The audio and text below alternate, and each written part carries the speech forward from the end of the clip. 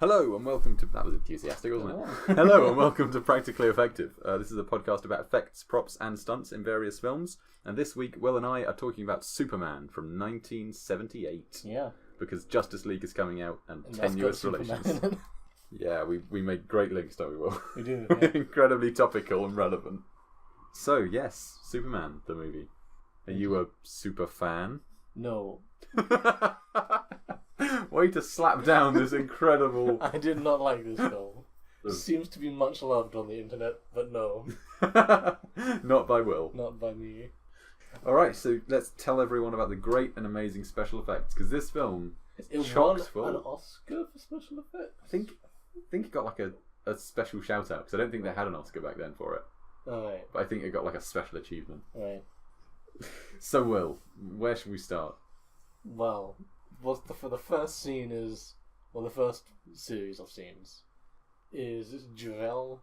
The very first scene is a child reading a comic book on a cinema screen. Yeah. Do you remember that? I do remember that, yeah. That's an odd way to open your movie, but okay.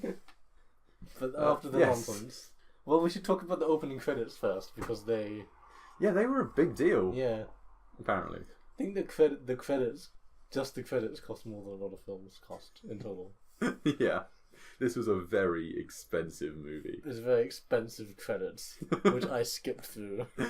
I didn't sit down to watch those. Hours it's like of work and 5 effort. minutes of opening credits. Yeah. I watched 30 seconds. Once I realised it was going to be obnoxiously long, I just skipped through. I like how it's the same effect for everyone, and they do that sound effect as well. Yeah.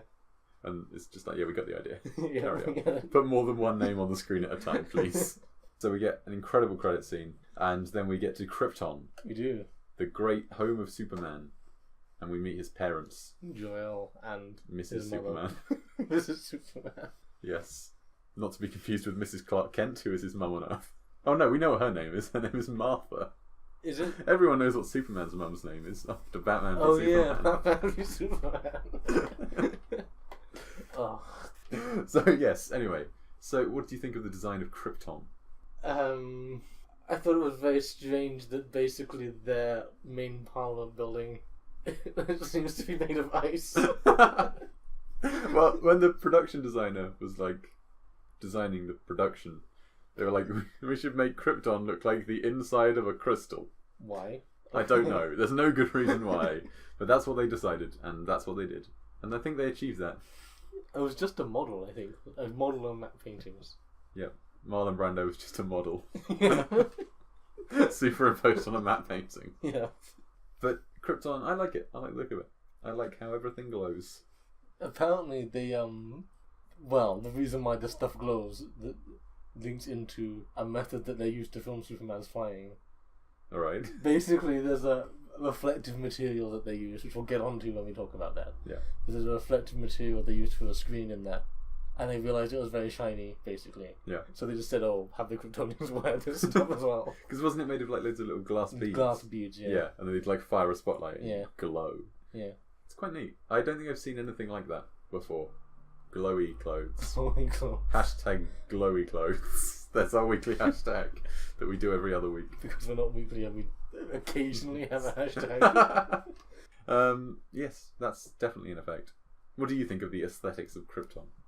I mean, wasn't really aware that it had aesthetics. Well, you know, like the design of they live in crystals, and it doesn't look like a place that you'd live, does it? No, that's why my very first comment was, why is their parliament building basically a giant igloo? You never see a chair, do you? No, you don't. Does no one on Krypton sit down? Yeah. Did you enjoy how Jor-El was like, I have this scientific evidence that Krypton is going to be destroyed, and then another Kryptonian scientist comes in and she's like, I agree with your evidence, but not your conclusion. Did you get that scene or not? I did get that scene, yeah. Because we should explain that Joel watched the extended version. Yes. I watched the regular version. We followed our great tradition of not watching the same version. It did have that scene. And, this gets me onto my rant about how dumb the Kryptonians are. I think you have a rant for every part of this movie and how dumb it is. Well, let's lead with the Kryptonians. So, their planet gets destroyed by their sun, right? Yeah. How do you not know Because there's that... Okay, so the same scientist who comes in and says like the ridiculous line, I agree with your evidence but not your conclusions, you know. Yeah. She says that it's just Krypton shifting its orbit. Yeah. One, as if that's something that just happens from time to time. Yeah. And two, it's not really clear, but it's like that their sun turns into a red giant or something. Yeah. Like, surely you know that's gonna... Surely they must have studied. They're supposed to be like very technologically Very advanced, yeah. They should know that this is what happens to suns, and not mistake a sun turning into a red giant with their planet shifting its orbit. But also, just before the sun explodes, there's all the crystals come like through the ice, don't they? So it's like Krypton was being destroyed and the sun exploded. I like to think like there's just two completely independent events. So if everyone had been like, Jor-El, you're right, we have to stabilize the core of Krypton, and everything was fine, and then the sun just exploded. Yeah. So what do you think of the ship that they send baby Kal-El in? It's like a giant snowflake. It is. I like a design that isn't just either like basically a rocket shape or basically a flying saucer. But I don't see why it would be that shape. Like, there's a reason why spaceships are the shapes they are. But everything on Krypton is crystals anyway, so it makes sense that he'd come in a crystal spaceship. Yeah. I have another rant about his trip to Earth. Alright, before we get onto that, should we talk about Marlon Brando? Right. Did you find out much about him and his nonsense? No, but I've heard you muttering about it. Yeah, we've just been out like, had burgers, and I was just like, oh, Marlon Brando, that fiend. They got him on early, right? He was one of the first people to be cast, and he like added a legitimacy to the production, and because of that, he was like a right diva. Because this was the first superhero film to have proper A-list actors in it, really, wasn't it? Yeah. They got him and Gene Hackman on like really early on, and that's how they were able to get other good people on board, basically, and add legitimacy to the project. But Marlon Brando, he was paid $3.7 million and a cut of the profits of the movie, and he did 2 weeks of work. 10 days, I think it was. He also refused to memorize his lines, which is a basic thing that an actor would do. So what did he do then? Because just have someone holding up. Well, in the scene where he's holding baby Kal-El, the lines are written on the baby's diaper. But he apparently didn't want them to sound rehearsed or something.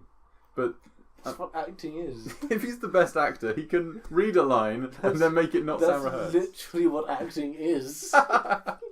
Yeah. And Gene Hackman, they got him on early as well. He was Luther. He was a bit of a diva as well, but not as much. Right. Apparently, he refused to go bald for the movie because Lex Luthor famously bald. They made him put a bald cap on. I like to think they snuck up on him and just stuck it on his head. But yeah, they got him in a bald cap for the end. But he had a moustache. Apparently, according to these documentaries I watched, he was very proud of. Right. And the director, Richard Donner, also had a moustache. And they met, and he was like, Gene Hackman, you have to shave your moustache off. And he was like, oh, well, think about it. I'm very rich. You can't tell me what to do. So they met on the first day on set, and Hackman still had his moustache, and Donner still had his moustache. And Hackman said, they'll both shave their moustaches. Donner says, if you shave your moustache, I'll shave mine. So Gene Hackman goes to the makeup, they shave his moustache off. Yeah. And he comes back out to Donner and says, alright, I've shaved mine, now you've got to shave yours. And Richard Donner goes, okay then, and he peels his moustache off. Which is great. Richard Donner seems like a great guy to work with. He just sounds like so much fun. So yeah, that's some fun antics. It seemed like it was a fun set to be on, even though it was horrifically hard work. Right. But yes, anything else you want to say about Krypton and their amazingness? Oh, we know how stupid they are. Yep. And how dodgy their architecture is. How the planet was destroyed twice at the same time. Yeah. I mean, my rant on Superman's trip from Krypton to Earth is basically another rant on how stupid they are. I'm on board. Go for it. Okay. A series of rants by William Wilson. Alright. So, okay. There's a bit where Superman first goes to the Fortress of Solitude. I'm jumping ahead a bit, but you'll see where I'm going. When he first goes to the Fortress of Solitude, and he meets the Jor-El hologram or whatever, Jor-El says that he died thousands of years ago. Yes. Which means that it's been thousands of years since the destruction of Krypton. Yeah. And he also mentions that Superman would have been on Earth for, like, I don't remember, like 18 years or something like that at that point. Yeah, I think he was 18 then. Which means that the trip essentially took thousands of years. Right. The trip between Krypton and Earth, right? Yeah. You agree? That makes sense, yes. Now, if we assume that Krypton and Earth aren't moving much relative to each other, Yeah. so that it makes sense to use a common time frame for both of them. Makes sense, yep. If the trip took thousands of years, there's a bit where he's traveling in the spaceship, and you can like hear Jor-El's dialogue because he puts in teaching. Yeah, he teaches his baby. Yeah, and there's a bit where he mentions Einstein. There is! Einstein's theory Yes. of relativity, but this is thousands of years ago. Yeah. So how did they know? Does that mean that when Jor-El was looking at Earth, he was looking like the Romans? He would have been looking even further in the past because he would have been. Because he's miles away, yeah. Yeah, I actually worked out roughly how far away it must be and put a lower estimate on it. Yeah, go on. Because he says that he passes through 6 galaxies. Yes. So if you take the 6 closest galaxies to our galaxy, Yeah. so it would be even further away from this They're not in a row. They're not in like a line, exactly. Yeah. So it's at least 3 million light years. Yes. So he would have been looking at Earth 3 million years ago, and then another thousands of years for the trip, and he's talking about Einstein's general relativity. And also, that means that the ship must have been going over 1,000 times faster than light? Well, that's because it could have been thousands of years for Superman on board.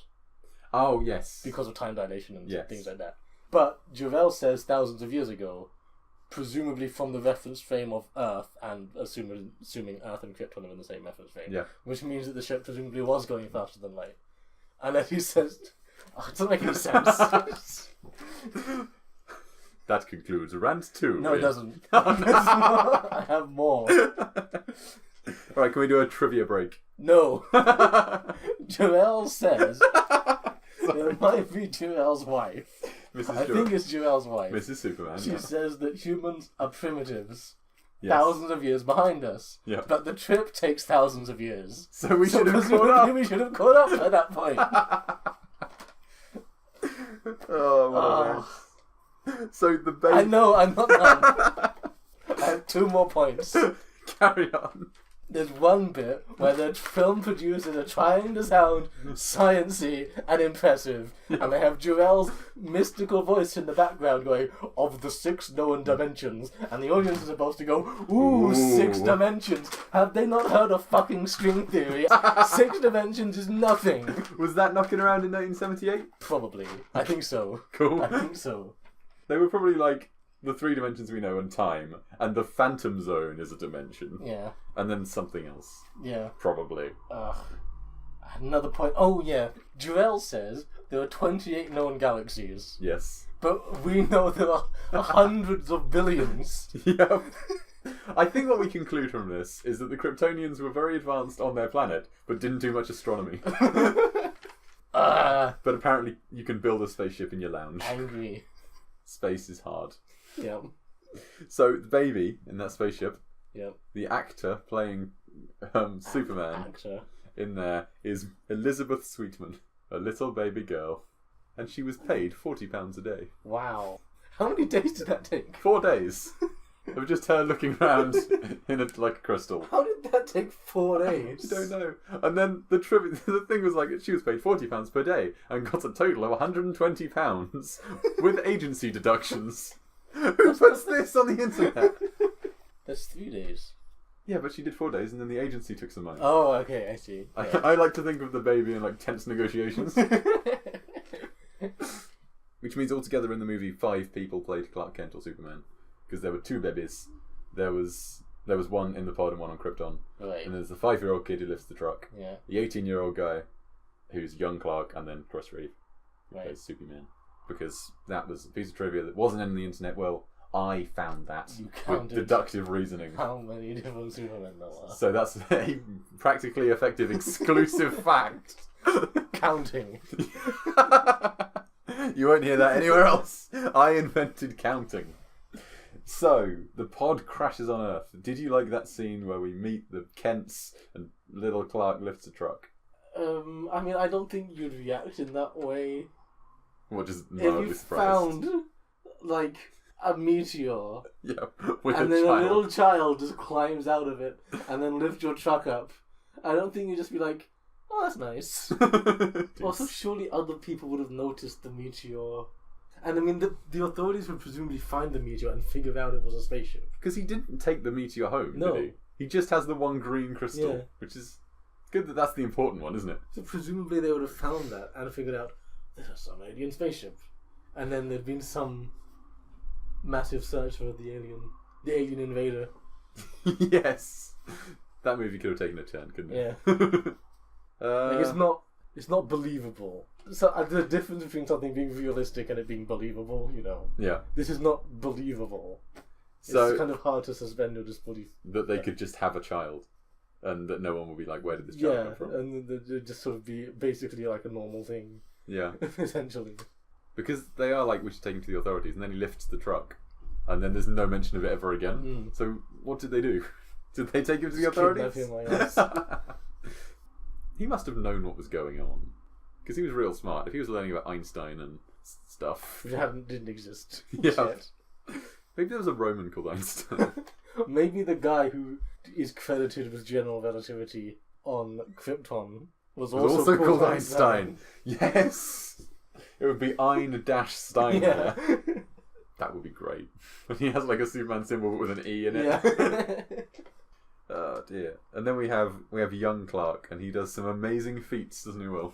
Oh yes, I know where this is going. So before we get onto the amazing train scene, Right. he does that really big football kick, doesn't he? He does. Do you know how they did that? Yes, I do.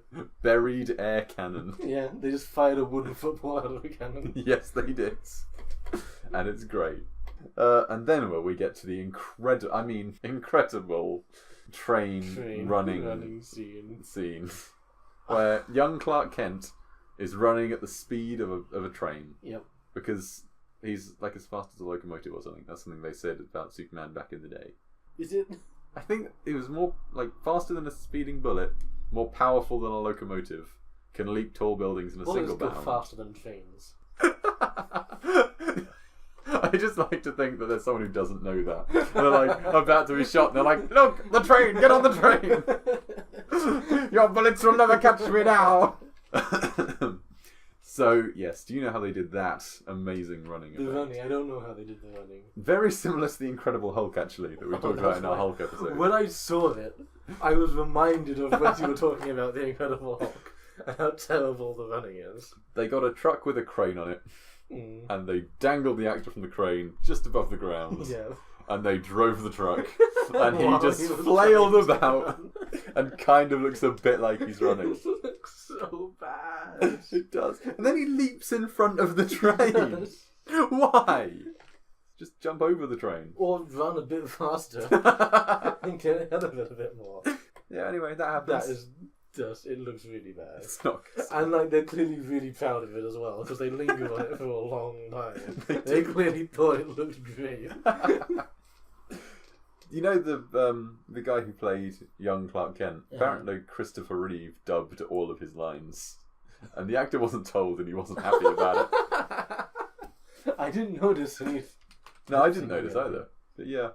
Imagine if you listened back to an episode of this podcast and I'd redubbed all of your lines. Then we'll probably get more listens. 'Cause this is heavily scripted, as you can probably tell. So then a lot of very dull things happen. He's like out in a field for a bit. And then his dad dies. Yeah. We didn't talk about that. This is the thing though. So when his dad dies, that's 30 minutes into the film. Yep. And yet nothing has really happened yet. Well, we've had a lot of stuff on Krypton, and I think the Krypton stuff is good. Such a slow film. It is slow. That was my abiding thought, especially at that point. Yeah. Was this film is so slow. Because we'd had 5 minutes of credits. It's nearly 2.5 hours long. You did watch the special edition. No, I don't think I did. Special edition's 2.5 hours long. I might have You might have watched it by accident. accidentally watched the extended one. You poor man. But, it's such a slow film. Yeah, because he had 5 minute credits. We had 5 minutes of baby Superman in his little ship. We've had long lingering shots of fields and stuff. I do quite like the scene where Jonathan Kent dies, though. Because, so modern day Superman, he's never had like, with great power comes great responsibility talk. Right. He hasn't had that. He just larks about and he doesn't have a reason to do what he does. But you get that scene in the Jonathan Kent death scene because his dad is like, look, you're here for a reason and it's not to play football. Even though you'd be real good at it, you're here to do something more than that. And then he dies. And his death is way better than like the Man of Steel death where his dad just walks into a tornado. But like, so with Spider-Man and with great power comes great responsibility. Yeah. In that, there's a large chunk of the film sort of building up to that. Yes. And his whole relationship with his father and things. Yeah, Uncle Ben. Whereas in this, despite the fact that we've had half an hour of film, Yep. not very much of that is filmed with fleshing out his relationship with his father. They have like 2 conversations. Yeah. And it's supposed to be like, oh, he was so convinced by his dad, who he was so close to, this speech that he gave. Yeah, they do. But we never get the impression of them being particularly close. No, you're right. Yeah. Would you add in another scene? Is that what you'd like? I'd get rid of a bunch of scenes and add in a scene there. Fair enough. With Jennifer Lawrence in it. She could be... No, we'll get to that later. We have a special section for that. Yep, and then Superman leaves his mum. He throws that green crystal into the Arctic. He does. The Fortress of Solitude grows. Because that's how throwing crystals works. How did he know to throw the crystal? My guess is it was like put in him subconsciously when he was on the ship. Oh, okay. Because Jor-El knows he would be 18 at that point, or however old he is, I don't remember. Yeah. So presumably he implanted, at this point, you should go to the Arctic and throw this crystal in. Also, I like how he says, his mother says, where are you going? And he just says, north. And then he goes to the Arctic. And it's not implied that he flew, he just walked from Kansas to the Arctic. I mean, he can run as fast as a train, but that's still taking a while. Yeah. Yeah, so then that happens. Then he goes into the Fortress of Solitude, and his dad's like, right, 12 years, we're gonna learn some stuff. Oh, yeah. And then there's some weird kind of montagey bit that I'm not really sure what's going on. there's more weird space imagery, and his I dad think has another monologue. basically, apparently the thousands of years trip from Kronos to Earth wasn't enough to teach him everything he needed. He needed an extra 12 years. But Jor-El is like, on Earth, 12 years will have passed during this time. So I like to think he just popped in for a quick chat, and he comes out and is like 12 years later. And then, so normally when you get like the first reveal of a superhero costume, it's a big deal. It's like when Iron Man puts the Iron Man suit on for the first time, you get that really cool shot of him as Iron Man. Yeah, you never... So that's something else that I wanted to mention. Yeah. Is that there's no sort of catalyst moment where he becomes Superman. No, because you just get... He comes out of the 12 years and he's just in his suit and he flies toward the camera and then he's not Superman again for another half hour. Yeah. So I had even forgotten the bit of him coming out of the Fortress of Solitude in his suit. Superman suit, yeah. And so there's the bit where he's... The helicopter scene falling off the building. Yeah. And, like, he just suddenly turns into Superman. Yes. It's like, but you've never really been introduced to that idea. Well, it's not built up to. I suppose that's what they were talking about for 12 years. That he was supposed to be there to guide them and to guide humanity and to be the best of us and give us something to strive towards and blah blah blah. But why wouldn't you start immediately? The thing I don't get about Superman really is why he has to be Clark Kent. What good does that do anyone? Now, so this is why I don't think I saw the extended version. Right. Because in the extended version, I was led to believe there's an entire section dedicated to explaining that. Okay. I don't remember. So this is on you, Joe. Well, I think traditionally it's supposed to be that he lives among humans so that he can learn what it's like to be one of us, basically, so he can sympathise with us. But he's Superman. He has super hearing, which means 24 hours a day he can hear the screams of pain, people burning to death and being robbed and murdered. And he's like, I'm just going to type away, I'm going to be a journalist. Stop screaming, madam. Like, that's another thing. Once he becomes Superman for the first time and goes and saves his girlfriend, then he goes on an entire crime-fighting spree that night. Yeah, he does. Which apparently he's never done up until that point. No. Because if you were Superman, why not just be him 24 hours a day? I guess he wants to live among the humans and learn their ways, understand their culture. But why? So that he can replace our leaders. Just all of them? Yes. He's just so fast. Zipping around the world.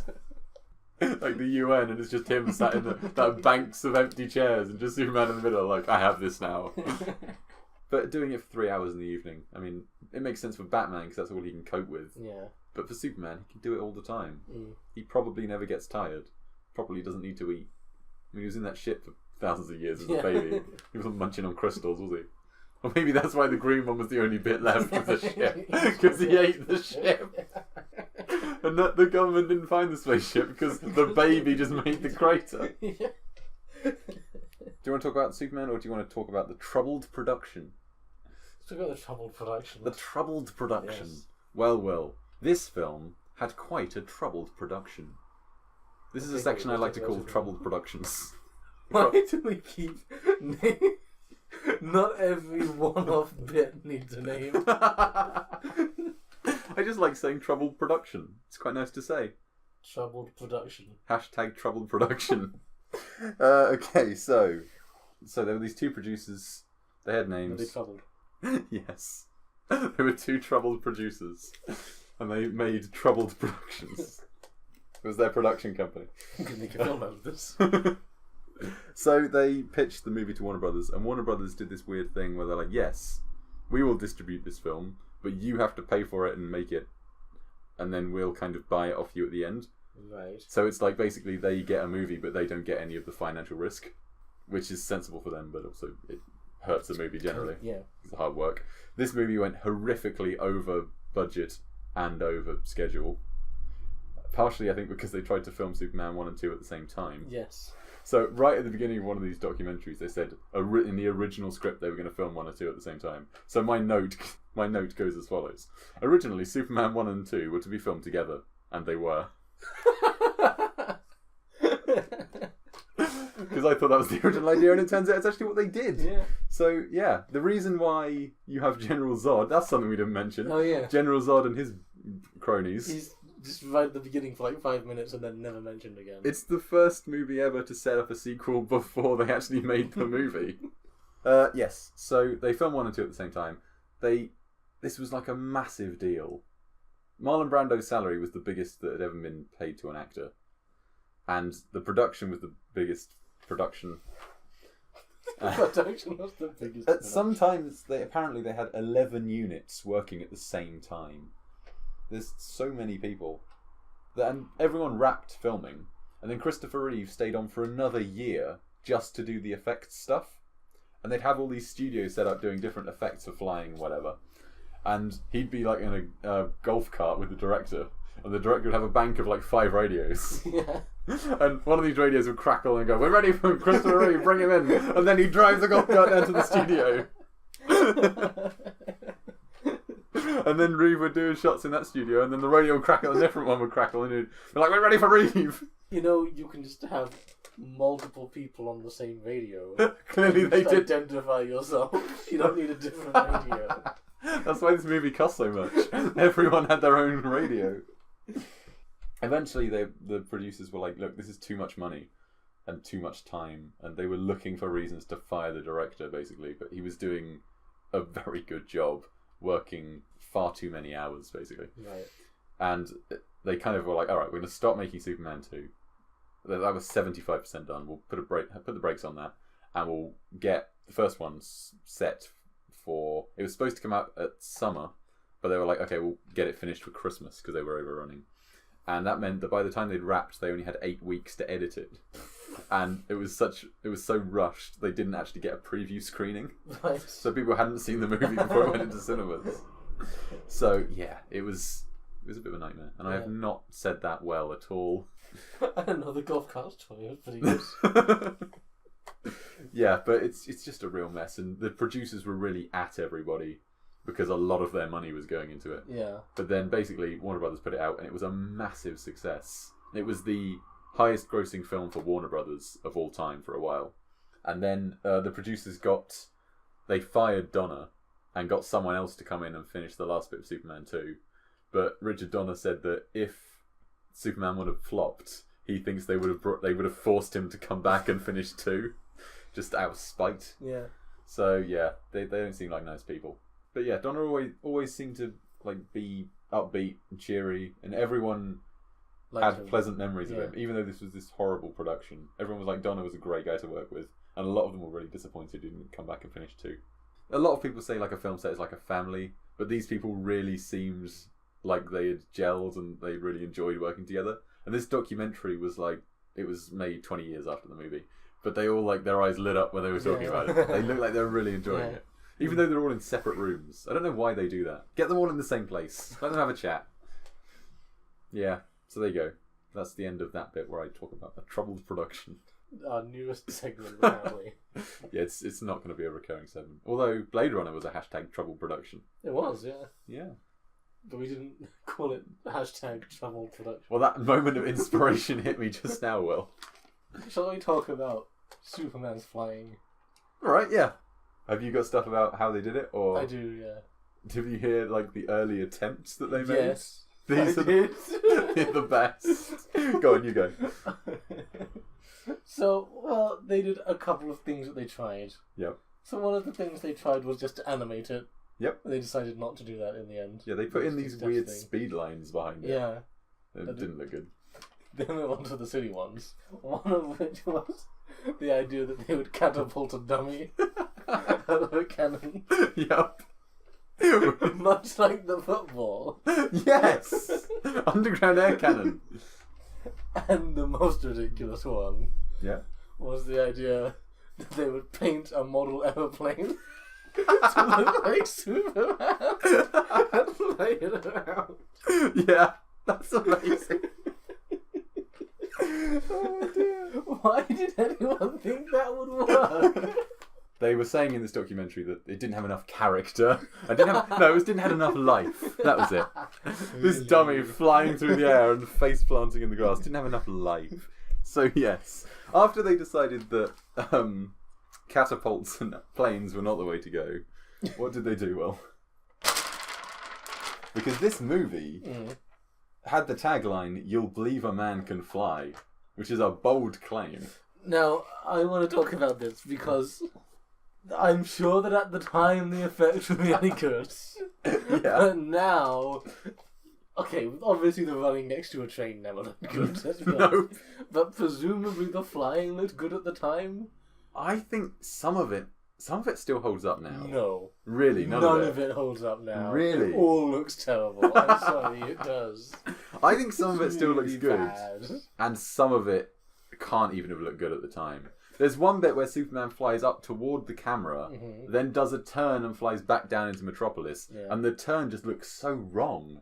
Like the camera's turning at a different rate to the way that he was turning. It just doesn't look right at all. And they kept showing it in this documentary. It was like one of the greatest things they did. It looked no good.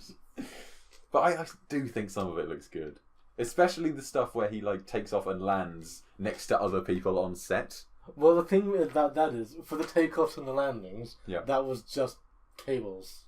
Right. So there's not really any visual trickery going on there as such. Okay. But did they edit out wires? They edit out wires. Most of the time they would edit out wires or just use cunning lighting. Cunning lighting. Yeah. I'm just imagining the director going up to the lighting department and going, "Boys, for this one, we need your most cunning setups. Employ trickery, boys." Then he just run off to the sound department. "I was never here. You saw nothing." But for the shots where he's just flying straight towards or straight away from the camera, they would literally just put him in front of a blue screen. That's another thing. They used a blue screen, despite the fact that his costume is blue. Yeah. So they had to make the costume lighter than they were originally planning. But anyway, they'd slap him in front of a blue screen. They slap him in front of a blue screen. They put Christopher Reeve in front of a blue screen. Slap him. Give him a slap. Yeah. And he'd do his pose, you know. Yep. And then they'd just put Metropolis or whatever on the background, and then they'd literally just zoom in and zoom out. Yeah, some of them did not look good. That was just for the sort of static shots of him just flying towards or away from the camera. Yep. The sort of the main, I guess, sort of more dynamic shots. What they did was something called front projection. Ooh, tell me more. Project from the front. But basically what they had, I'm not sure how well I can explain this. I have a diagram here on my notes. I'm ready to visualize. I'm not sure how well I can explain it. But You would put... Oh, this actually comes back to what I was saying earlier about the Kryptonians' suits. Yep. Because it's the same material they used on the suits as they use it here. Okay. But basically, they put the actor in front of a very, very reflective screen, which is where the material for the Kryptonians comes from. Yep. So they put him in front of a very reflective screen. And then, so you have the screen. Yep. And then in front of the screen, you have the actor. And then in front of both of them, you have a two-way mirror at 45 degrees to the screen. Right. And then perpendicular to where the screen is, so also at 45 degrees to the two-way mirror, Yep. you have a projector. Right. I'll put like an image of this up on our Facebook or something. Sounds good. And can you please make the image in Microsoft Paint? I will, of course. And you would project the background image from the projector, hits the two-way mirror, reflects 90 degrees onto the screen. Behind the actor. And also onto the actor, but because the screen is so reflective, you don't notice it being projected onto the actor. Right. Because the reflection from the screen overwhelms it. Gotcha. Then you put the camera just directly in front of the screen behind the two-way mirror. Yep. But because it's a two-way mirror, the camera can see it, even though it's still being used as a mirror. Yes, that makes sense. And then you can film a background image, Yeah. have the background image do whatever you want, project it onto the screen, and then have the actor in front of the screen also doing whatever you want. So this film is 2.5 hours long, but they had to film all different elements separately, which is why they were having so many units running around at the same time. Because they had to have people filming the backgrounds, and then they had to have someone else filming Superman in front of those backgrounds. And what you could do is... Hold on a second. Anyone at home, if you want a biscuit, go for it. This podcast sponsored by biscuits.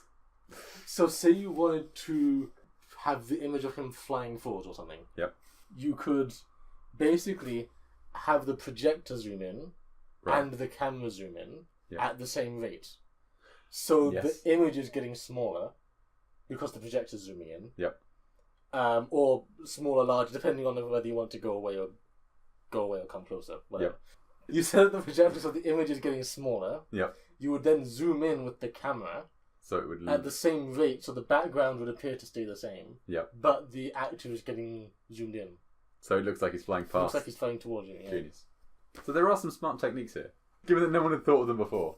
I think it was the first use of that, possibly. I think so. Might have been. Otherwise, other movies would make you believe a man could fly. Thank you, Will. You have explained clearly how flying works. Yes. Apparently, the harnesses were incredibly uncomfortable. I mean, that's the story that comes out of most films. And Christopher Reeve was strapped in them for like many hours a day. Like someone said 12 to 14 hours a day. Ooh, which is that's horrible. And the scenes where Lois and Clark are flying together, the two of them were just strapped together all day. And apparently Margot Kidder was saying that she would keep a book shoved down the front of her top and would just pull it out and read it while they were setting up. Apparently the wire work didn't always work as well. So sometimes they'd fly Superman in like, to a building ledge and they just lower him too early and he'd just disappear. And I didn't find any footage of that, but I really want to see some. Don't worry, oh, never mind. And then the same thing would happen is that he'd like overshoot. Yeah. So we're like, don't worry, miss, I'm going past. Because now all the wire control is done by a computer. Yes. But then they didn't even have motors apparently. It was all like counterweights and things. Really? Yeah. Just guys pulling. Trying to swing him around basically by hand. Yeah. There's a shot in 2, which I haven't watched, but it was in this documentary. And there's like 6 people all flying at the same time because the 3 guys from the Phantom Zone get broken out. Right. And all 3 of them can fly. And so there's this shot of 3 of them flying, Superman flying. I think one of them is holding Lois Lane. And also the cameraman was on wires as well. Nice. So it was like he was following them in flight. And doing that must have been a nightmare. Yes. It is some impressive stuff. Because you can't just slap it on in the computer. You can't slap Christopher Reeve in the computer. They had to do it on set. Is there anything else to say about the flying? Or should we go back to the movie? Because we broke away from the film and just talked about different stuff. Yeah, should we go back to the helicopter scene? Oh yeah, the helicopter.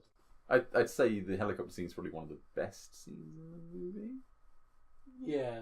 From a spectacle point of view, I guess. From a good scenes in the movie point of view, do you prefer the scene where Jonathan Kent dies? I like how he feels his wrist as he's walking through the farmyard. Like, if you have a heart attack, you kind of just notice that it's stopped, and then you get a couple of minutes to go, hang on a moment. What's happened to my heart? This isn't right at all. So, the famous helicopter scene. Yes. Lois Lane is off to do a helicopter or something, and she gets in a helicopter on the roof of the Metropolis. No. No, on the roof of the Daily Planet, and the helicopter gets caught on a small wire or a cable. Yep. And the pilot flails about, spins the helicopter, and it's hanging, teetering on the edge of the building. Yep. And then Well, drama first of all, ensues. heliports don't have cables. Just on lying around for that very reason. And if the cable had actually got caught on the skid of the helicopter, couldn't the guy have just landed? I mean, it depends. It could throw you off potentially. Because he tries to take off, and then the helicopter spins round, and the tail chops through the air traffic control section of the this cupboard that they have on the roof with two guys in it, and the tail chops through there and then is destroyed, and then he kind of crashes. I just thought you'd just go up and go, oh, there was an incident, and then just go back down. Well, he was going forward when it happened. Oh, so he was. It depends how hard you hit it at what angle you. Yeah. So they end up dangling on the edge. Mm-hmm. Clark Kent, who's just clocked out, comes out and he sees a yellow hat on the floor. Oh yeah! And then he's like, "There's a yellow hat on the floor. My girlfriend must be dangling from the roof of the building above me." But also, he leaves just as she goes in to get changed, so he didn't even know she was wearing a yellow hat. Yeah. He was just well, presumably he's seen her wearing that hat before. Maybe. Did you like the crowd of people outside the Daily Planet who were they're all just staring up? Oh yeah, I noticed that there's that whole crowd of people staring up. Yep. But Clark Kent is completely oblivious to that. Yes. And then he picks up this hat and he's like, huh. This is the true mystery here. Peculiar's going on here. Don't know what these people are staring at the sky for. The true mysteries are on the ground. So then he looks up and he sees Lois Lane dangling from the helicopter. Yep. And then did you like the bit where he walks up to a phone box, has a little look at it? He's like, oh no. I noticed that. Yeah. Because it's it's not a phone box. It's like a booth. It's like a third of a phone box. And then he runs around the revolving door. Runs around the revolving door. He saves the day. Saves the day. So this scene is the epitome of lots of different techniques from what I've read. Right. So the shots of the building, looking up at the building, the bottom was the real building, the top half was a matte painting, and then the helicopter was a model helicopter. But they also had a real helicopter rig, I think, that they were wiggling about with hydraulics. And there's other things as well. I think some of it was... I can't remember what the other techniques were. This is a mess, isn't it? They did it. He did it. Yep. It wasn't originally their plan to drop the helicopter. It was just going to be Lois Lane falls out. Yeah. And somewhere along the line, someone had the bright idea of dropping the helicopter as well, which I think makes the scene more interesting. Because otherwise... Apparently that was originally going to be done on, the airline Pan Am. It doesn't exist anymore. Yeah. Apparently that scene was originally going to be done on top of their building until an accident happened at that actual heliport. Really? And they decided no. Not a good idea. Yes, but apparently the scene took 12 months to make and they did it in 5 different locations. Why? Well, some of it was for the miniatures, some of it was for on the roof. It was in a different place to where the building was, I think, and 2 other locations. They don't have a roof. It was a convertible. The roof must be constructed separately. Someone crashed a helicopter into it, and they just never repaired it. But yeah, best scene in the movie. And then Superman, he flies up, and he grabs Lois Lane, catches the helicopter, and there's that woman in the crowd, and she's like, I just don't believe it. Oh yes, yes, I know exactly what you're talking about. Yeah. And yeah, that's best scene. Name a better scene. You want that scene where Lex Luthor pushes Superman into that swimming pool? And then just walks off and assumes, well, that's him done for. I'd forgotten how much of this movie there was. I told you it's a long and slow film. Yeah. Alright, Superman's appeared. We'll say we're done with the helicopter scene. If I think of something else midway through, I'll just shout. Lex Luthor, Will. Did you like Lex Luthor? Not really. I mean, there's not much there. Me neither. There's not much of a character there, to be honest. Did you get the impression that he was just an idiot? And then he kept saying he was the world's greatest genius. He did. He kept saying he not only wasn't the world's greatest genius, he was the world's greatest criminal, apparently. Criminal mastermind, yeah. Criminal mastermind, and yet I don't know what he did that was criminal. I think he surrounds himself with idiots just so he can feel better. Feel smarter, yeah. Yeah.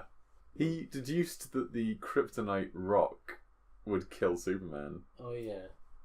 He snuck onto 2 missiles and changed the course of them. There's a way that the military would set the launch location for these missiles on the missiles themselves and then transport them to the launch site and not even check or anything. Nope. There's guys, we've got to get them there and get them up as soon as possible. You don't even think that's not even how you set. It's all done from a computer in some command center somewhere. You don't think in these massive nuclear, in the Cold War, and they finally say the Cold War suddenly goes hot, and there's people in these scenes going, right men, we're gonna launch the missiles on Russia. I'll just go up to the missile and put it in. Because in the movie, both of them are being transported on wide load and long lorries with 10 army guys escorting them. Yeah. And it's clearly just a massive missile on a lorry. And then Lex Luthor does something to distract them. And then his dim-witted assistant, Otis, sneaks on the back and puts the numbers in. Gets it wrong. Yeah. And then they do the same scene again. Yeah. I thought, he's going to mess it up. Yeah. And then they'll do it again and something else will go wrong, But no, he just succeeds the second time without a hitch.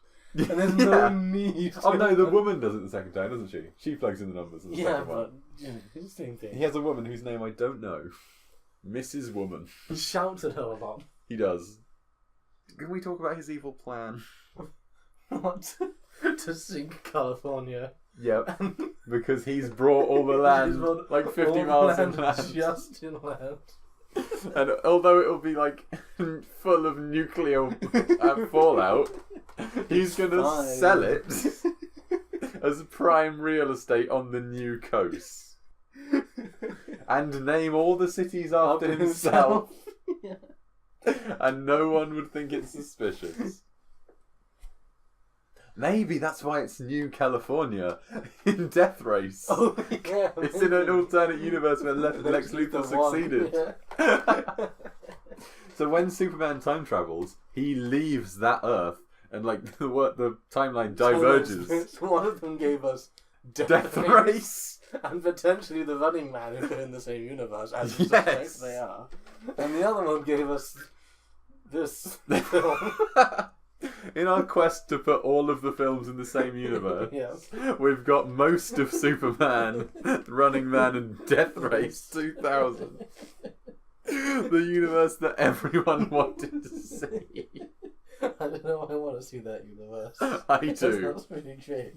I want to see a Death Race car modelled after Superman. Because people remember those 2 nights that he fought crime. But it's a weird off-future version. Those 2 nights he fought crime. Shame he couldn't save us from the nuclear missile strike. Well, he saved one, and he flew into space and just never came back. That was an odd couple of weeks. Where is Lex Luthor? That's my other question. He's underground, isn't he? But in a weird underground hotel? With a pool? It's not like he's in the sewers. I thought it was a abandoned station. With a pool? Well, I presume it wasn't always a pool. Presumably he filled that up himself. My guess is that he owns that land. He does love owning land. He does love owning land. And somehow managed to build that out underground without anyone noticing. Yep. But there's that weird scene nearer the beginning, before we see any Superman, where Otis goes down to the train station, followed by those two presumably FBI guys, and he goes in through the little piston door. There's a little alcove in the side of the train. He goes over the train tracks into this alcove, and as the train goes past, the alcove goes back into the wall, and he slides in and gets into Luthor's lair. And the FBI guy following him goes into the alcove, and then Luthor pushes a piston thing that forces him in front of the next train, which is like 30 seconds later. And do you like how the other FBI guy comes down? He finds the guy's hat. He's like, well, we won't be pursuing this lead at all. Because the guy's like, I'm going underground, I'm pursuing Otis, he's coming down here for some reason. And then he's just never heard from again. That's the end of their investigation. And the FBI guys are like, presumably they found his body relatively close to this place. And they were like, well, it must have been nothing. Why does he even need an underground lair anyway? It's not like he's like a wanted criminal or something. But then at the end, when Superman takes him to prison, he pulls off his wig and he's like, I'm Lex Luthor. And implied that people will recognise him when he's not wearing that wig? So is it like he's broken out of that prison and put on a wig to disguise himself? Also, I like how he delivers him to a prison and then says, oh, they should get a fair trial. Like, well, then take them to the police or a courtroom or something. Yeah. The prison is the end. I do like the bit, going back to his first night of Supermaning, where he gets that guy who's climbing up the building. Yeah. And he takes him down to the policeman, and he's dressed in black robber uniform. Yeah. And he said to the policeman, sir, this man has been taking things that don't belong to him. And reaches into his little pouch and pulls out a handful of diamonds and then flies off. Surely that conversation is going to go, okay, where did the diamonds come from? I own the diamonds. Yeah, exactly. I mean, there's no evidence. I thought that exactly that when I was watching that scene. Unless there's no way you're going to prove that. Unless someone's reported them stolen. Yeah. But then he could just say, well, Superman planted them on me. He dragged me. I can't fly. How did I get up there? Superman is completely unknown at this point. He's a menace. Yeah. And then he puts that boat in the police car park. And that's going to be criminal damage or something. Yeah. He doesn't even put it in the car park. He puts it in the middle of the road. And he handcuffs all the people to it. Where did he get handcuffs from? Yeah. There's no way any of those people are going to actually get prosecuted because there's no evidence. Yeah. Also, that robber guy, he's climbing up the building. Yep. He's already finished his robbery. Yeah. Why is he still trying to break in? That's a really good point. Because he climbs out of the building, doesn't he, at the beginning, and then climbs up. And the Superman's standing on the side of the building. I just like how his pouch didn't have a lid on it or anything. No.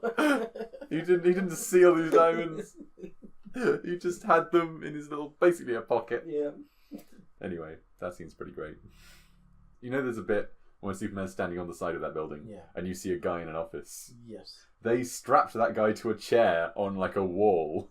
What? So they built the set so that the floor of the office was actually on a wall. Yeah. They strapped the desk and stuck everything on it, and then strapped this guy in a chair, and then put the camera on the floor and pointed it up, so that the glass ceiling Superman stood on looked like the window, and this guy who's strapped to the wall looks like he's on the floor, which is a really neat way of doing it. And there's this great production picture of someone passing him a glass of water up the wall. Which I'll find, if I can find that, I'll tweet that. That's pretty great. How easy is it to drink water sideways? William Wilson about to do an experiment. Make a horrible mess. Okay, Will is lying down.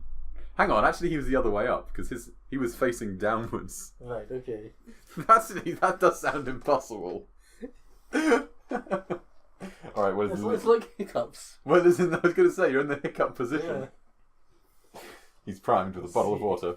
He's doing bizarre acrobatics. He's taking a sip. That's okay. He's vomited everywhere. Doing it that way around is fine. Doing it on your back, I reckon, is harder. I bet it is. Because he's going straight into your face. There you go. Alright, he's back. The bottle This is not at all a full bottle. With a full bottle, it would be impossible. He's sipping away. He's drowned. I mean, It's not pleasant. You have to really think it through. But you can do it. I hope that actor got a lot of money. Oh dear. So, yes. After that, a section we should call Will's Science Experiments. Will's Science Corner. I like to think I bring an intellectual tone to this podcast. Yep, you raised the bar, Will. Oh dear, so where were we? Oh, we haven't talked about the Daily Planet. We should talk about that for a bit. Yeah. Two things to say. One, Lois Lane is the best journalist, but she can't spell. Yeah, I noticed that. That's a recurring point. She keeps asking her to spell things. Yep, and people keep going, there's no Z in newspaper. Sure. And the other one is that Perry White was just like J. Jonah Jameson, but a really toned down version. Yes, I noticed that. Yeah. I noticed that. Especially, okay, so you know towards the end, Yeah. where they're all gathered around watching the nuclear missile test, because apparently that's what you do some at work? public event. Yeah. And Clark Kent goes to the boss's office, who Yeah. I'm just going to call J. Jonah Jameson. Yep. Goes to his office, and he starts ranting, right? Yes. You remember? I don't remember what he's ranting at. He says like... He's like, you need more grit! Yeah, he needs to be more assertive and things. Yep. And he's like turning around and looking out his window. Yep. And then Superman goes off and, like, while his boss is ranting out the window, he sneaks out and goes and saves the world, right? Yep. What I was hoping for was at the end, he would go back to his office and still be ranting, looking out the window. That would have been so good. He just flies back in through the window. And he's like, and that's how I started this great business. And he turns around and he's like, did you get all that, Kent? Yeah, that would have been amazing. He also has that good scene when Superman first shows up and he pulls all the reporters in his office and he walks around and he goes, I want to know who this man is. I want people to put the Daily Planet and Superman together like bread and the thing that goes with bread. Butter. What? Thank you. He's like, what's his name? Who does he come from? Where does his Where does he come from? It's a strange way of asking who are his parents. Who is he? What's he about? Does he have a girlfriend? I think he asked what's his favourite football team at some point as well. Yes. He's very excited. He is. In a way that Jameson isn't. I feel like Jameson's just really angry about everything. No, I think Jameson's excited all the time. But he's like, oh, Spiderman, he's such a menace. Perry White, he's like, Superman. He's excited about more pictures. Yes. He didn't ask for any pictures of Superman. He didn't ask for any pictures, did he? He got Jimmy Olsen to go and take pictures of that dam. Yeah. Still don't know why Jimmy Olsen was there. Why was he at the dam? That could have been an extra scene if we're adding scenes to this already overlong movie. He pulls Jimmy Olsen into his office like, Jimmy, this dam! I need pictures of dams! Get me more pictures of this dam! And all his front pages are like, this dam is a menace! This dam is a menace to society! The dam must be stopped! The dam was stopped though. It was. Luthor saw to that. So, yes, going back to the scene where Clark Kent jumps out the window, Lex Luthor fires a sound that only dogs can hear. Yes. And Superman can hear. That's another thing he just guesses, and we're supposed to assume it's because he's real smart. Oh, that's the other thing before we get onto this. We haven't talked about the scene where Lois and Superman have a nice evening together. Oh, yeah. And Superman tells a journalist his one weakness that he's aware of. He doesn't take the whole anonymity thing that seriously. But he also says, there's a part where he says, I never lie. Mm. So you could put it down to that. But also he pretends to be Clark Kent, which is like the biggest lie ever. Well, a lie of omission, I guess. Yeah. Like he's not going around saying... So I guess that would mean if somebody directly asked Clark Kent, are you Superman? He would have to say yes. But there must be at least one instance in that movie of him lying, surely. I'm sure there must be. He does. He catches the bullet. Yeah. And falls on the floor, and then he tells Lois he fainted. Yes, he tells Lois he just fainted. Which he didn't. That was a lie. That was a lie. We've got him. And He's a menace to society. yes, going back to Superman, he jumps out the window. He gets the weird Luthor dog message, and Luthor's like, I'm going to kill everyone in the city with my gas. Fart jokes. And then he turns himself into a drill. Well, before that, he displays another amazing Superman power that I didn't know he had. He jumps out of a window and then just is in his suit. You remember that? It's just like a crossfade. Yeah. But yeah, Superman, he uses his amazing suit-changing power, and then he uses his weird drill power. He turns himself into a drill. And instead of just drilling directly into Lex Luthor's hideout, yes, somehow he knows where that is.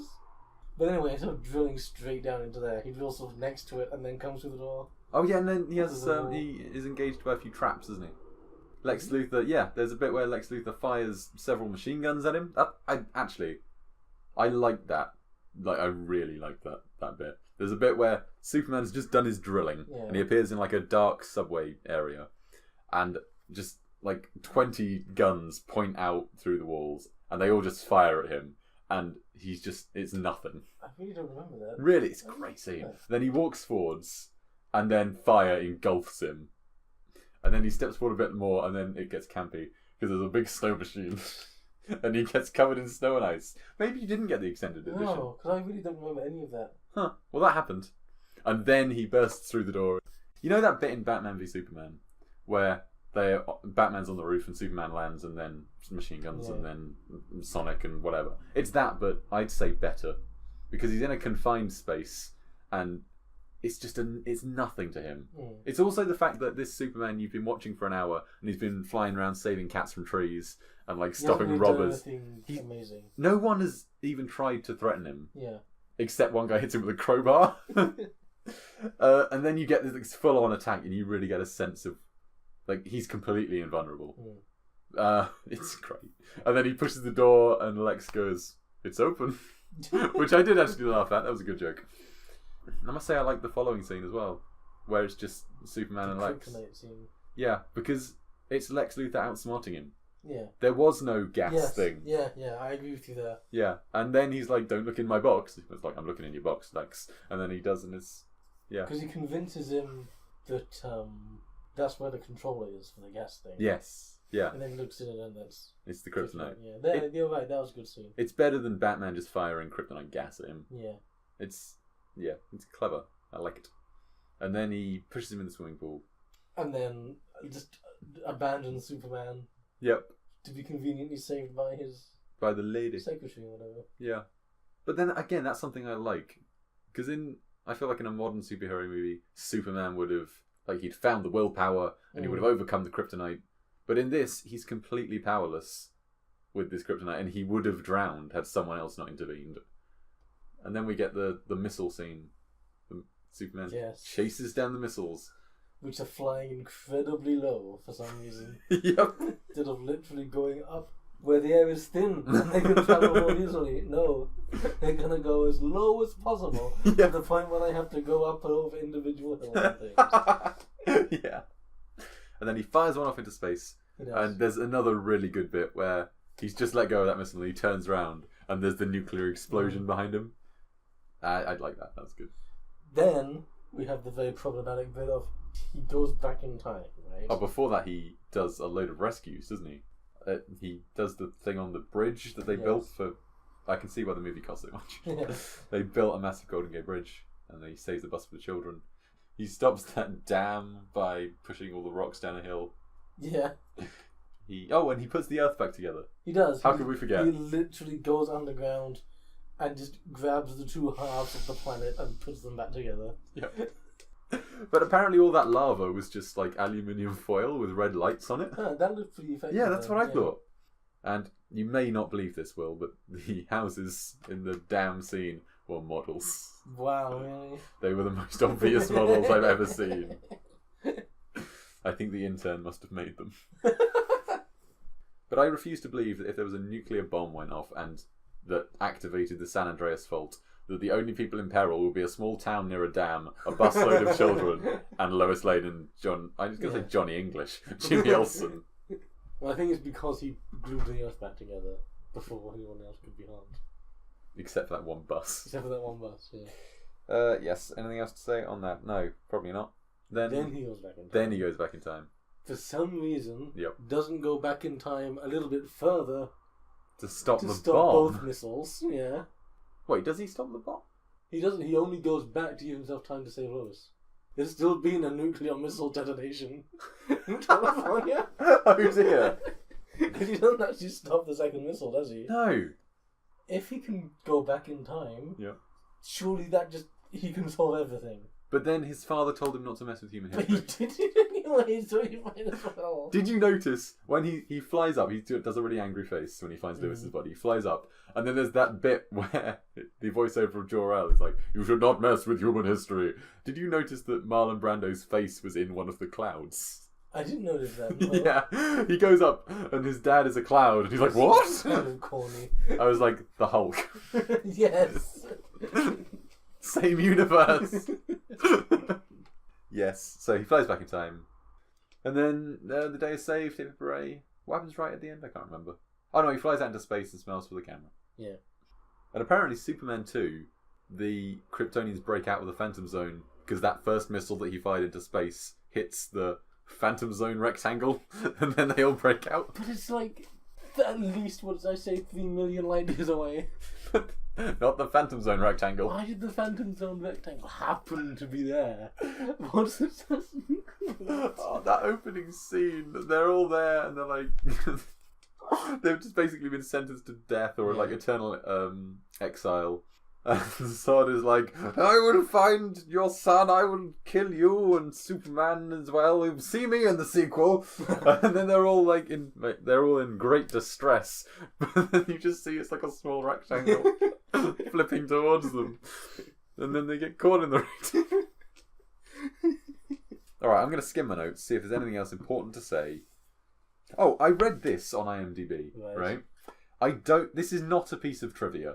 Jack Larson, who performed Jimmy Olsen in the 1950s TV show Adventures of Superman, was not involved in this production. What? 8 out of 8 people found this interesting. They're gonna list everyone who wasn't involved. Alright, I what have else? 2 very random pieces of trivia just at the end of my notes. Go for it. Well, first of all, we have... This was the first film with computer-generated titles. Really? Yeah. Oh, well there you are. Also, it's the longest end titles at this time, at greater than 7 minutes. I love how both your facts are about credits. They were really proud of them. Apparently they didn't want to cast an A-lister as Superman because they were considering people like Robert Redford and Paul Newman, but they were like, you won't believe it if that person flies because you've seen them before. And apparently they got real desperate finding actors for Superman. They couldn't find anyone. So the producer's wife got her dentist to try out because he looked a bit like Clark Kent. They made 25 costumes for Superman costumes, not just costumes. They had to share them around. In the crowd scenes, it was very awkward. Sir, today you only get trousers. I'm sorry, we only have 25 costumes. Oh yeah, we didn't talk about the Air Force One scene, of which there's not much to say. Oh yeah, that scene. Yeah, they built a wing. Christopher Reeve dangled in it. There you go, facts. If you looked out the window and saw a man just hanging in the remains of your engine, wouldn't you assume he'd destroyed it? Yes. Oh, because, as you said in most of the flying stuff, the camera was moving and Christopher Reeve was just lying on a table or on some wires. Lying on a table? They, direct quote, they made a special cape fluttering device. Now, I heard about this. Yep. So when I was reading it, there was something that said they used a special device to make the cape flutter. Now, I just assumed that they just used like a fan or something. Yep. And for some reason they just called it a special device to make the cape flutter. Yep. But was it actually something? It was a remote control complicated system of, it had like umbrella-like metally bits so that you could control it with a remote control and make the cape flutter. What, they put like little vines down the cape. Yes, I think so. That's really overly complicating things. That's why it went so far over budget. But then, for Superman Returns, there's like behind the scenes photos of Superman hanging on a green screen, and then behind him, 2 people head to toe in green. Just waving his cape. Yes! Which is way better. And in the modern ones, they add his cape in CGI, which is a letdown. Yeah. That's 2 men out of a job. Okay, we should wrap up. Best effect, worst effect? Best effect, worst effect. Will, what do you think was the best effect? I don't think there were any particularly good effects. There were no particularly best effects. I mean, there's got to be... I like the effect where Superman's flying around the Earth. That looked pretty nice. It's literally just the Earth and they draw some lines around it. Yes. I liked the effect where they fire a football out of a cannon.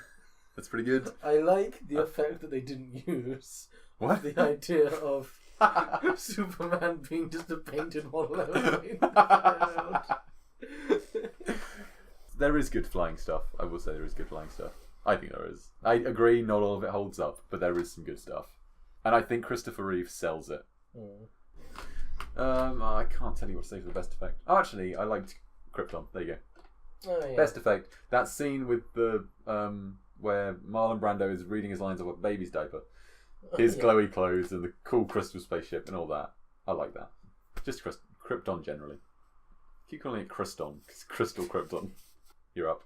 Best effect. You can have Jimmy Olsen hanging off the edge of a dam. You can have that model house that's definitely not a model.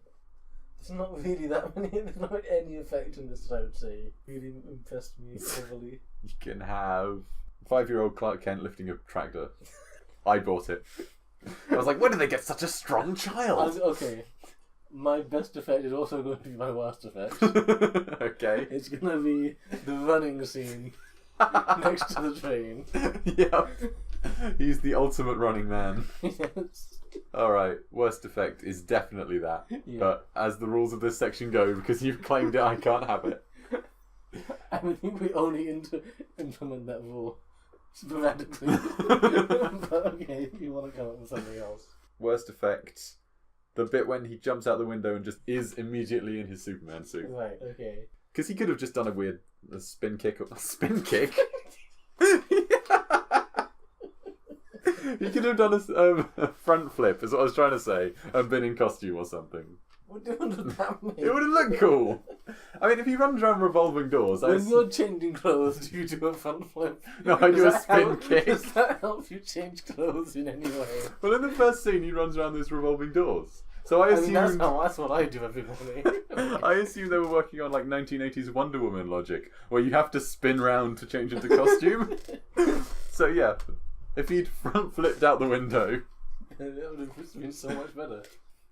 Alright, what's next? The best section? Yes. Jennifer Lawrence. Well, the obvious choice is Lois Lane. The obvious choice is the newspaper bot again. Who else is there? You have the woman who saved Superman. No, I knew you were going to go there. I'm just thinking of women. Denied. You can have... She was very annoying. She was incredibly annoying. You can have his mum. No. You can have his Krypton mum. Because she's married to someone else. You know his Krypton mum. She's also married to someone else. And presumably. she dies. The two rules. Yeah, two of the rules are broken. I've just realised I plugged my computer in and didn't switch it on at the wall. We are masters of podcasting. Thanks, Will. We can have... Who else have we got? She could be the first appearance of Superman. He comes out of the revolving door. There's a guy. And he goes, "Hey man, that's a bad outfit." Oh shit, it could be him. And Superman goes, "Excuse me," and flies up. It's okay. It's either that character, or the newspaper boss again. I can't decide. What about the woman who sees Superman save Lois Lane and goes, "I don't believe it. I don't believe it. I just don't believe it." No, either that's a bad outfit. I'm sure there was another dumb line that I wrote down. Oh yes. Okay, the dumb line was the train thing. He rescues the train, but by lying down and being the train track. Yeah. But before that, the train is going towards this like crevice, and the driver shouts, "Holy mackerel!" He's thundering towards his imminent derailment and probable death, and that's what he shouts. But another thing I forgot to mention is when one of our favourite things in a movie happens. Oh yeah. When they realise... I know where you're going, yes. When they realise the missiles are going off course, there's a control room and someone shouts, "Get me the Pentagon!" Yes. Yes. We love it in a movie when someone shouts, "Get me the Pentagon" or "Get me the President." Yeah. Oh dear. So we settled on Jennifer Lawrence. No. She can be dual role. Either gotta be either the newspaper boss. Yeah. That's a bad outfit. That's a bad outfit. Or the holy mackerel. No, not the holy mackerel train guy. He gets one shot, I think. Either the that's a bad outfit guy or the newspaper boss. I'm tempted on the newspaper boss. I'd agree. Because he gets more screen time. Okay, yeah, you convinced me. He has that great scene where he shouts at everyone. He has this scene where he's ranting out the window, and I really wish they had it that Superman came back and he's still there. Alright, that's the ending. Yeah. We have Superman comes back to Jennifer Lawrence ranting out the window. Okay, Jennifer Lawrence as the newspaper boss. But what happens is Superman flies back through the window and he thinks it's open, but it isn't. And he smashes the window. And Jennifer Lawrence newspaper boss rushes out. And it's like, "Superman, you menace!" What a menace to society. And Superman's there being all polite and somebody's like, "I'm so sorry." He's like, "You're a menace! Get me pictures of a dam!" And then we just cut to black. And finally, the great leaderboards. The leaderboards. Yes, so, as you know, we rank our films on a leaderboard. So at the moment we have 2 leaderboards each. Yes. Well, no, we have one each, and okay, I'll explain it more better. We More have a better. leaderboard for sort of, I guess you could say, serious films. Yes. Films we actually consider. Films we actually consider sort of genuinely good films. Yep. And so far, and the mine goes Blade Runner, Yep. Alien, Yep. Jurassic Park, Batman, Spiderman, Yes. and Joe's. Mine is currently standing at Jurassic Park, Alien, Blade Runner, Batman Begins, Spider-Man. And you mentioned a good idea earlier. You said you might put ours in the descriptions of the episodes. Yes. So you can catch up on them. Yeah. And we don't have to do this. And we also have a nonsense movie leaderboard. Yeah, we Which do. is shared between the two of us. And currently it stands at Death Race and then The Running Man. 2 fantastic episodes of us just shouting about movies. The Superman, I mean, it has a little bit of silliness, but it's not a ridiculous film. No. It goes on the serious And it board. had groundbreaking special effects. Yeah. It definitely goes on the serious board. Yeah. I was thinking about this, because I think its main competition is Spider-Man. Mm. And it has a lot of similarities to Spider-Man. Shouty newspaper boss. Newspaper boss. A girlfriend who is basically just there to get into peril. We have a father figure who dies after telling you about responsibility. Yeah. We have a hero who's like struggling with his identity. His real dad is missing. That's all I got. It's kind of, the tone is kind of similar as well, Right. where it's kind of fun and campy. But yeah, I think they have similar strengths and similar weaknesses as well. I'm putting Superman below Spider-Man. I agree. I found Superman a boring film. Yeah? Yeah, I couldn't pay attention to it. I didn't find it boring. I enjoyed it, but it was too long. Yeah, it's way too long. Yeah, there's a lot that could have been cut out of this or cut down. Yeah. And I think that would have made me enjoy it more. But also, it's very 70s. Which I'm not counting as a bad thing. But it's not my era. I think a lot of people like this for nostalgia. Yeah, it seems to get a lot of love on the internet. Yeah, well, it is one of the first great superhero films. And I'd argue it's still the best Superman film. I think it's the film that kind of brought superhero films to credibility. Yeah, I think you're right. Just being campy nonsense films. Yeah. Do you think it's the best Superman film? It's the only Superman. Oh, it's not the only Superman film I've seen, but it's the only one that I care to actually remember, because the other ones are the new ones: Batman vs Superman. Yeah. And Man of Steel. It's better than both of those. Yeah, I haven't seen Superman Returns, but people say it isn't very good. Mm. Some people say Superman 2 is better than the first Superman, and I think that might be good fun because it has apparently General Zod is played completely over the top, Right. which Okay. is great. So I might give it a watch. We'll see how it goes. I'll send you some clips. Right, I think we're there. Yeah. Thank you for listening to Practically Effective. You can contact us at Gmail, practicallyeffective@gmail.com, and on Facebook, and on Twitter at PracticallyFX. And you can listen to us on SoundCloud, YouTube, or the iTunes. Yes. Bye bye. Please do all those things. Goodbye.